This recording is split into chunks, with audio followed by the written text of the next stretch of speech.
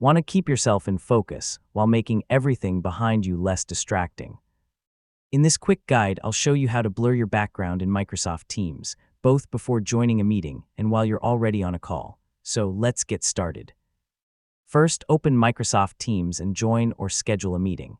Before entering the call, you'll see the pre-join screen. Make sure your camera is turned on so you can preview your video.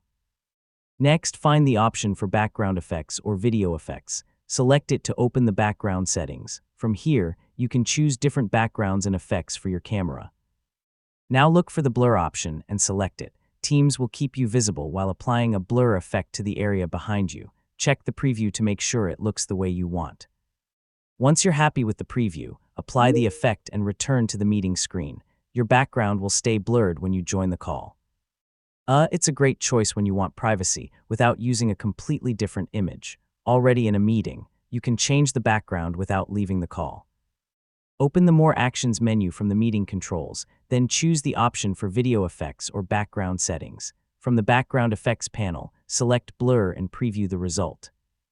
When it looks right, apply the effect. Your camera will continue running while Teams updates the background. If you want to remove the blur later, open the same background settings and select the option for no effect.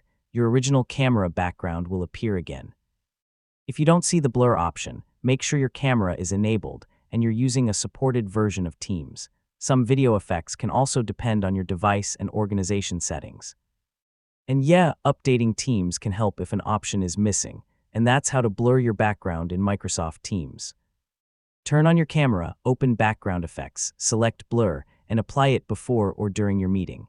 So now you can keep the focus on you while reducing distractions behind you.